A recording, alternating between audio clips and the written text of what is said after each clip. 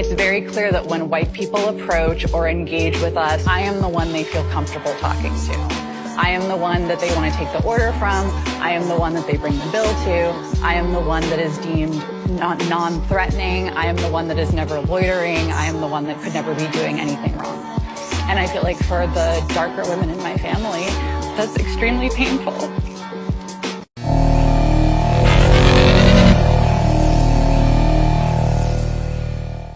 The story shared highlights a pervasive issue rooted in systemic racism and implicit biases that disproportionately affects darker-skinned individuals within communities of color, including within the BIPOC, Black, Indigenous, people of color community itself.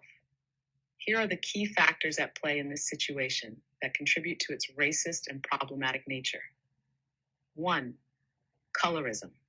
This is the practice of discrimination wherein those with lighter skin are privileged over those with darker skin. It is a legacy of colonialism and slavery, where lighter skin was often associated with closer ties to the white oppressors, either through mixed ancestry or perceived social proximity, and thus granted a higher status. 2. Implicit bias.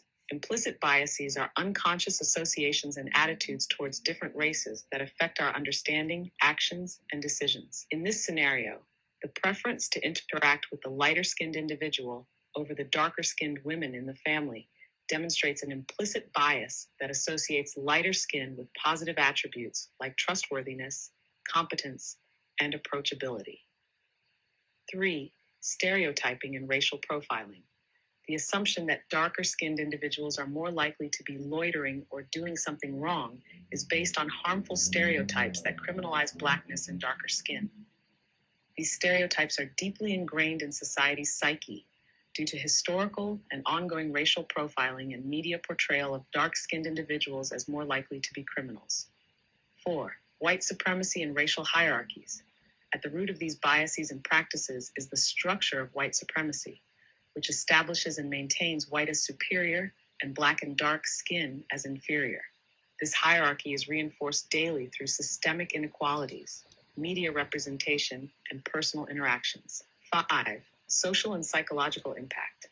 The pain and internalized racism that result from these interactions are profound. They not only affect the individual's self-esteem and mental health, but also reinforce divisive notions within communities of color, undermining solidarity and collective identity. 6. Invisibility and erasure. The lack of acknowledgement of these issues contributes to the invisibility and erasure of the experiences of darker-skinned individuals, making it difficult to address and combat the racism and colorism they face. In confronting these realities, it's crucial to acknowledge the systemic roots of these biases and actively work against them through education, reflection, and changing societal norms. This requires a commitment to challenging our own biases, engaging in conversations about racism and colorism, and advocating for systemic change to dismantle the structures that uphold racial hierarchies.